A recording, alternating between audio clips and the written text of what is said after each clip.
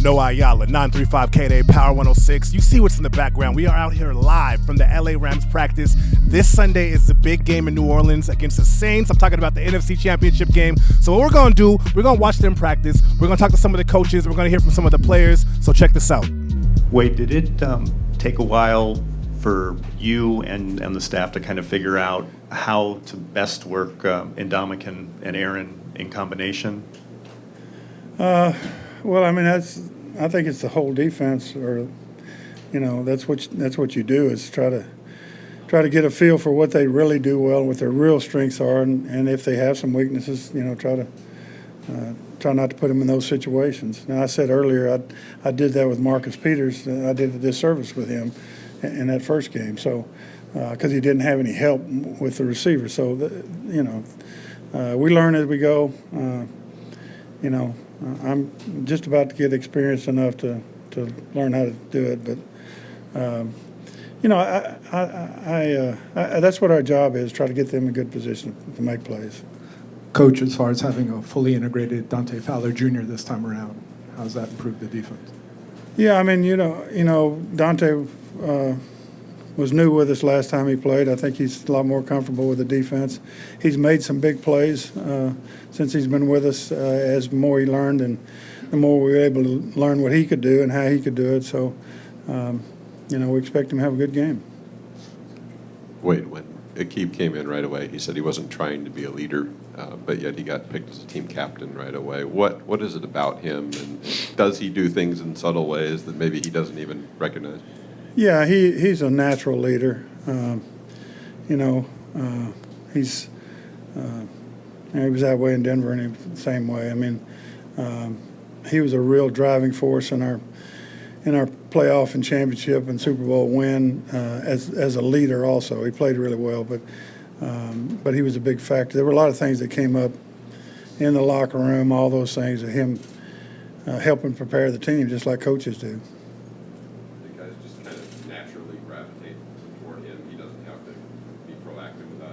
He's pretty proactive about everything, so he's a big personality, so you can't help but be drawn to him. I tell him he always takes the other side, whatever side you take, well, then he's going to argue the other side, those kind of things. But I mean, that's him. He gets going. He gets excitable about a lot of things, and he's a lot of fun to be around. Wade, how much? And he made me dripping in the Super Bowl, so that was nice. How much does his ability to be proactive help just from a communication standpoint when you go against a quarterback like Drew Brees? Yeah, I mean, Drew Brees is, obviously not only one of the greatest of all time, he's having even a better year than he had last year, where he set the record for the highest percentage of completion. So he's a tremendous quarterback. He knows what you're in most of the time, and so you've got to be able to play whatever your technique is and play it really well when he does know what you're in. We still try to disguise things, and certainly we're going to move around on him, but it's hard to catch him not knowing basically where the weakness of the defense is, or his one-on-one situation with Mike Thomas. If he sees that, well, then he's going to try to hope his guy can beat your guy. So, but he knows that, and so he goes to him in those situations. If you double one guy, then he knows to go somewhere else. And if you're playing zone, he knows where the weaknesses of the sweet spots of the zone are. Coach Phillips, right here in the photo bank. All right. Coach Payton and Coach McVay are considered two of the best offensive coaches in the NFL. You go against one in practice every day. This is the second time you're going against Coach Payton's offense. Do you see any similarities between the coaches or how they coach their offenses? Well, the big things, obviously, they're well disciplined in what they do. They know what they're doing. They know how to take advantage of defenses. When they see something that you're in, they come back with something that will hurt it. Those kind of things. Coach McVay's not only a really good offensive coach, he's a heck of a head coach. So he helps us on defense too. Wait, just going back to when Sean asked you if you would be his defensive coordinator, I remember you said you kind of chuckled, like, all right, you're going to get a head job as a 30-something-old guy. Right. But what do you recall picking up from Sean that really made you believe you wanted to be on this staff? That he wanted what?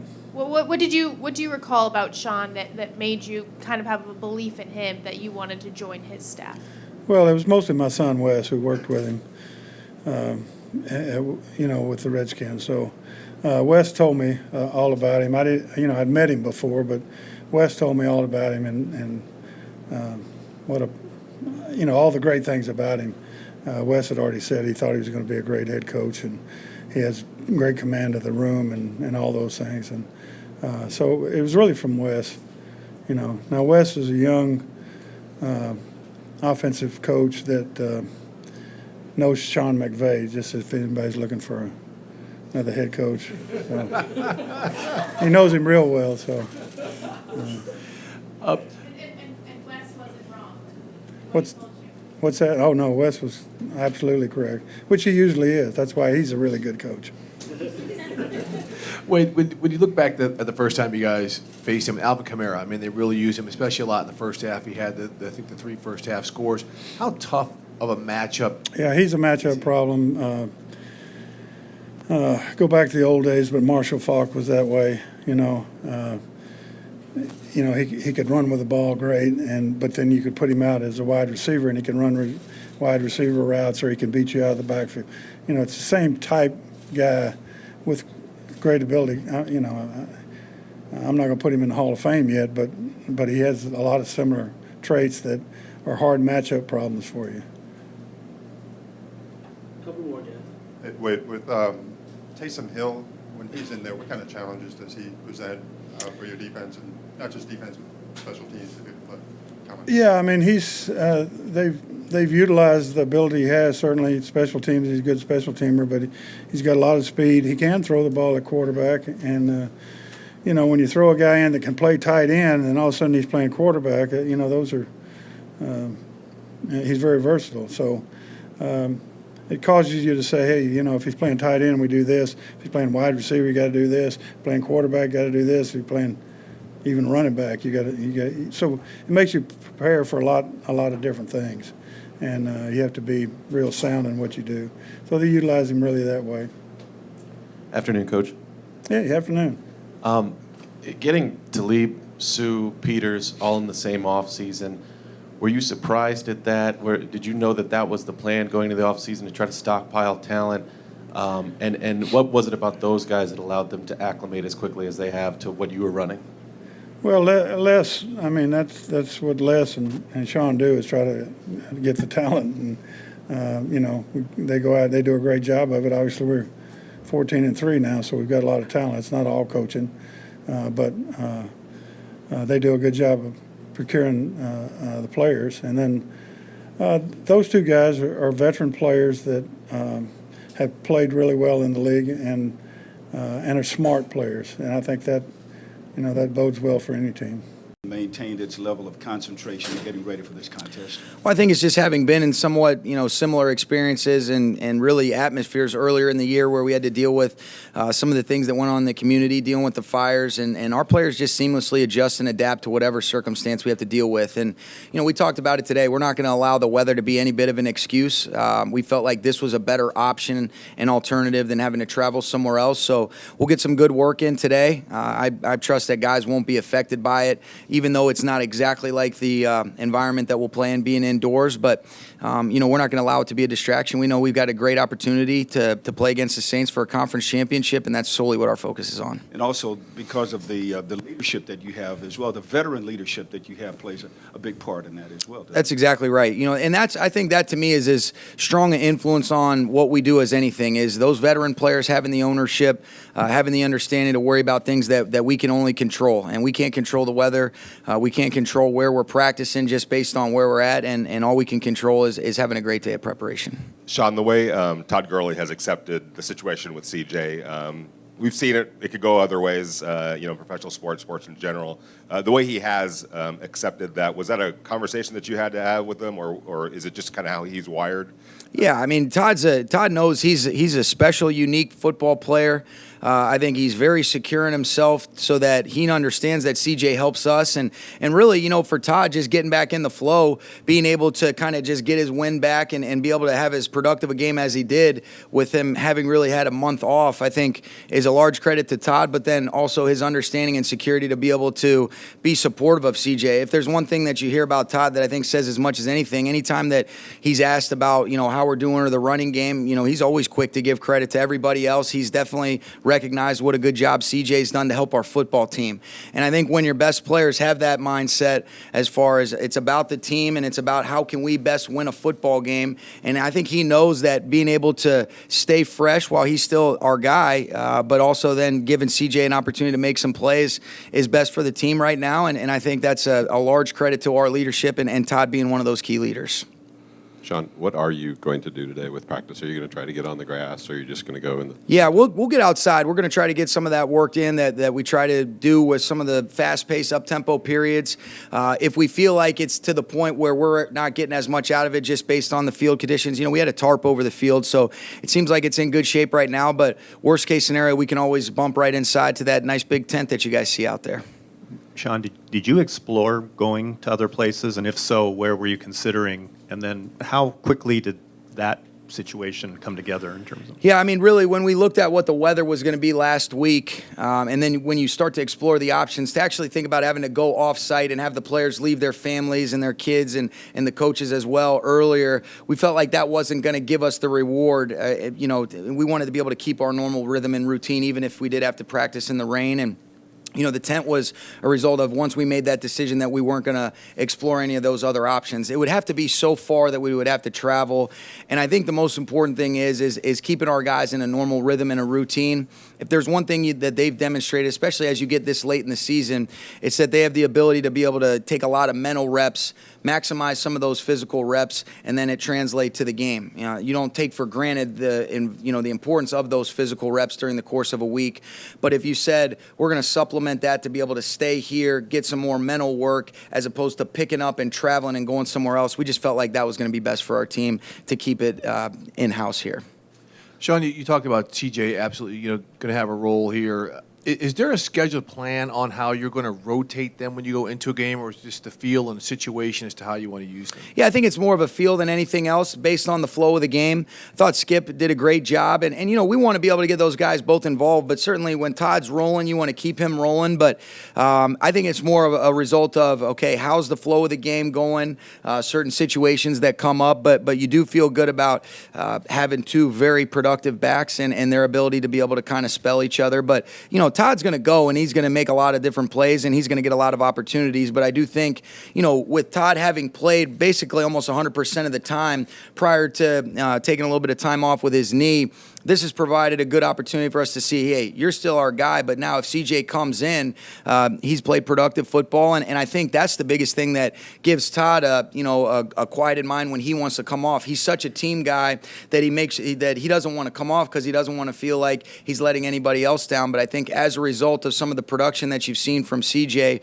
he can feel good about getting his good work in, but if he needs a blow, then CJ's coming in and doing a nice job. Because CJ also isn't known as the receiver that Todd is, are you noticing defenses kind of lining up a certain way when CJ's in the game that's affording you maybe to do some things off of run action?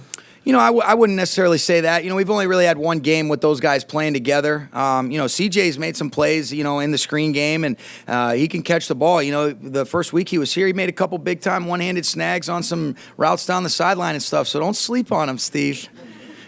Coach, was there a particular shortcoming in the first matchup that came to your attention that you said, we need to commit to focusing on this the rest of the way? I think really just our ability to kind of we fell behind. They capitalized on some of the turnovers. We ended up not converting on a fake field goal opportunity, and they're so explosive. And I thought they were so efficient in the red zone. They were so efficient on third downs. I thought there was a point in time where once we came out of the half, I thought getting a field goal at the end of the half to really cut it. And Greg hits a big time one with our offense operating at the end of the first half. Then you come out and you find a way just to creep back into it, and you get it to 35 35 all before you know it because the defense started playing really well. But I just think when you fall behind against such an explosive team, then they can start to dictate a lot of different looks defensively. They can speed it up or slow it down on you offensively, and they're so dangerous, with their special teams and some of the things they present as well. So really, it's just a matter of falling behind and then some of those situational things that we could do a better job of. Sean, obviously, the game plan will be different just by the nature. You guys have CJ, and you have a couple different receivers in there. But how much of a challenge is it as a play caller when you've seen this team in Week 9 to now, on a stage at this level, plan for the Saints? Yeah, it's a great challenge because they're a great defense. I don't think it's necessarily exclusive to the fact that we've played them already. There's been so much inventory and so many snaps that have taken place since we played them dating back. So you've got a lot of different things that they've done. There's a lot of different things that we've done, and it's about figuring out, okay, what's the best way to put our players in situations that put them in spots to succeed, that accentuate their skill sets, but also gives us answers versus the defensive structures that they're presenting or the offensive things that we expect Coach Payton to present to Wade in our defense. So I think really it is a great challenge, but it's because it's a great football team we're playing, not necessarily because we've played them already. And then Jared yesterday said that he broke out of his slump 4 weeks ago and all these issues are fixed. What specifically did Jared improve from when you struggled a little bit? Yeah, I think we talked about it a little bit, Lindsay. It really, sometimes it can be just the fact of a ball bouncing one way or the other. The quarterback is under such a microscope with every single thing. And sometimes if you have a game where, a play that you're aggressive, you try to fit it into a window, two of those times where it gets tipped up and they end up getting picks on those plays where sometimes they go incomplete or you fit it in there for a completion. That's the difference in somebody being evaluated as in a slump, out of a slump. So I think it's such a fine line, but what he's done a good job of is the consistent decision-making down in and down out. I think the ability to distribute the ball and get a variety of playmakers involved, whatever phase of our passing game that we're operating in. I thought he did do some really good things in the Philly game, and then we talked about really going back to the Chicago game. That really was, that was a collaborative effort, and it started with me there. So I think everybody wants to make a big deal of the way that he was playing, but I think in large part it's because he was playing at such an elite level, he almost became a victim of his own success. But he really didn't fall off at all. I think it was just some of those things that bounced, one way or the other. And then defensive guys made some good plays. So he settled in. I think he's done an excellent job over the last month of the season. And most importantly, I think our team's in a good place. We had a little bit of a lull there where everybody was ready to press the panic button except for everybody in this building. And I think that's what's a credit to our players, to our coaching staff, finishing up the season the right way, got a little bit of momentum having played the way that we did against a great Dallas football team. And we're excited about the challenge for the conference championship this week. Sean, each of the last 10 conference championship games have been won by the home team. From your perspective... Nice. So we shouldn't show up then probably, huh? From your perspective, how much of an advantage is home field? Or I guess in your situation, how much of a disadvantage is it actually? Yeah, no, it's definitely an advantage, especially when you look at the type of atmosphere that you're going to have in New Orleans. And having been there, you have a respect for that. We'd love to be at home, but... it's a great opportunity for us to go into their place, try to play a great game, and see if we can break that 10-year streak. If you're practicing outdoors, how are you able to kind of prepare for that Superdome crowd noise? And then also you just mentioned Andrew with making you a better coach. How has he done that? Yeah, so the first part of it, we'll have the speakers out like we normally would. I don't think you can truly mimic and emulate that noise that you're going to have. So that's how we'll do that as far as just kind of getting acclimated to the noise, specifically when our offense is operating. And then I think really just the player's perspective that Andrew gives you with regards to things that he might see because he has such a good understanding. And I didn't play offensive line, but some of the things, tips, tells, or just based on his overall vantage point and experience that he's able to give you that you don't have unless you're a player, make you more in tune with some things as a coach. But I think what you learn more importantly is just, how you lead in an authentic and genuine way. Watching him operate has definitely been one of the things that's kind of changed the way that you view what true leadership is, the way that I view it. And I think it's because it comes from such a just natural place because he's got such an empathy for people and it's an authentic way that he's connecting. And he doesn't necessarily have to say it all the time, but he just does right all the time. And he touches guys individually, and it's something that's been really, beneficial for our football team. And to be able to see it, you can't help but get better being around somebody like him. Sean, you had some situations this year at Seattle when you kind of changed your mind and went for it on fourth down, the situation at New Orleans where you went for a field goal. Now that you're in a championship game, Yep. how do you kind of monitor yourself so that you don't go too conservative or too wild in terms of those kinds of decisions? Yeah, that's a good question. I think, it goes back to the communication that exists amongst really our coaching staff and really kind of following our process. And then there is an element where a lot of those decisions, I see the stats and different things like that, but so much of it is a product of a gut feel. The one thing I think, especially when you're talking about football compared to some of the other stats where you use those numbers, you're talking about 22 moving parts on every single snap, matchups that occur. I get what it says on the 4th and 1. Here's what the chart says, different things like that. But if you feel like you're getting good knockoff, you got confidence and a belief in your players to be able to execute, that's more of a gut thing than sometimes it is. Same thing with the QB sneak that we did in Seattle. So I think we are an aggressive team by nature. I think that's our mindset, that's our mentality, but you don't want to be reckless. So there's an element of making sure that communication is amongst your coaches where you're utilizing those resources around you. But then there's also a feel where, man, we feel real confident in our players' ability to execute, and we're going to play, not fear and failure, but to go attack an opportunity to go win a conference championship. And I know they have the same thing. That's what I respect so much about the Saints is that, they're aggressive. In down 14 from the 2-yard line, they go for it and they deliver in a big way. That gets them back into it. You look back at the Baltimore game earlier in the year. So, I have a lot of respect and admiration for Coach Payton and the way that he calls a game to go win it, not being afraid of losing it. And I'd like to think that that's something that we do at the Rams as well. And we're going to continue to do that going into this weekend. Okay? Thanks, guys. Well, there you have it. The game is this Sunday. We heard from some players. We heard from some coaches. I can't wait, man. All I got to say is go Rams. No Ayala checking in for 935 KDM Power 106. Peace.